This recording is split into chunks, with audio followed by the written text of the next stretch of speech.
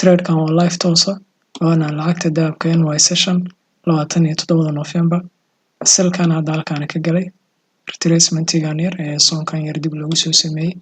runtii exactly waxay ahayd inaan trade halkan ka soo qaato laakiin waqtiga suuqa ma ku jirin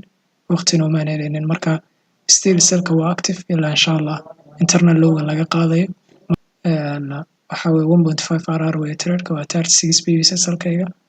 ilaa 54 pips insha Allah ka raadinayo ana isla arki doonaa insha Allah waxa uu ku dhamaado hadda loss way waaya saarkaysid trade kana wuxuu ahaa trade keenii hore markaas aan London session qaadanay live roomka alxamdulillah almost يعني full target baa qaadanay 3 minute ka trade kaas ka galnay sida arkaysid suuqana insha Allah isalkayga ma tagi doono maybe way qaadan kartaa waqti oo suuqu waxa weeye volume fiican ma haysto laakiin ugu yaraan ilaa loogan laga soo qaaday insha Allah dhaqaaq waxaynu heli doonaa biirisha ana isla arki doonaa strategy-gan hadda ku trade garanaya modelkan mostly live trading-nada ku sameeyo ISI strategy baa loo yaqaanaa waana runtii wax iska basiida oo markaas trendiga aan ku trade garayo dabcan ISI waa la wada garanayaa waxa weeye impulsive correction impulsive wana trendiga structure-ka caadiga u samaysto haddii markaas uu bullish yahayna yani aad taqaanaan waxa weeye high low ama impulsive correction ama pullback waxa uu taqaanid oo suuqu samaysanay marka inta ayuun baynu maaragtay si simplify garanay si deeply ana time frame hadda tusaale structure-kan trade-kan selka ku galay aan ku tusiyo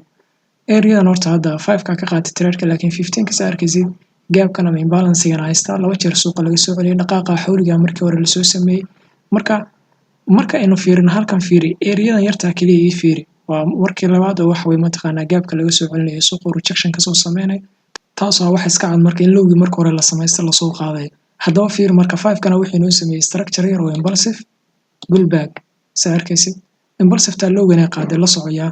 inkastoo candle-ku way ku xirmay okay pullback baan helnay and then impulsive saarkaysid lowgi laga soo hoosmaray lagu hoos xirmay and then pullback retracement-igi pullback-tii waa ka soo qaataan marka trade-ka halkaas ka galay iminka adiga arkay dharo dhanku igu sameynayo laakiin waxa khasab noqon doonta insha Allah in waxa way mataqaanaa la soo daadan doono ilaa lowgi hore laga soo hoosmaro ilaa insha Allah lowgaasna waynu arki doonaa si fiican in loo gaaro u baahanahay so waxa filayaa in inta wax ka faa'iiday qaabka sababkan hadda ugu trade gareynayo waana runtii wax simple so aynu isla aragno midda kale suuqa waxa ugu muhiimsan baa waxa tahay markasta sida aan sheego laba tool baa ugu awood badan suuqa laga drive gareeyaa waa liquidity-ska iyo gap-iska marka inta haddii aad master gareysid يعني trendiga suuqan aad garanaysid waa easy runtii inaad maaragtay aad trade gareysid win rate fiicanna ay yeelatid iminka hadda fiiri trade-kan oo kale maxaan ku qaadanay gap baa laga yimid liquidity waa loo socdaa in la qaado la grab garay muujeedaa ilaa iyo all the way midkaasi la soo qaadi karo last time asla aragna marka trade-ka waxa ku dhamaaday I think intaas aqoon ahaan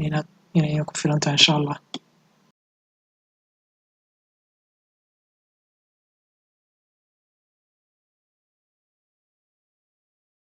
you can see saaxiibay inta ay sheegay only one candle alxamdulillah yani just waxa way pullback tan ay ugu dhaadheeraatay fahmaysaa laakiin waa arkaysaa halkan ku calaamadiyay selson fiican bay reinter xitaa ka soo sameyn karay laakiin no matter what because of already yani waxa way lot ba suuqa ugu jira aan ku manage garay trade-ka markii hore ugu talagalay alxamdulillah so hadda trade-ka waa break fan saaxiibay 5k insha Allah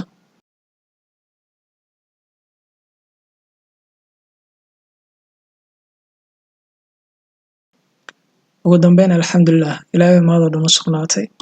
let's take our profit that's all saaxiibay live-keygana guudaan intaas ku eegay nabadgelyo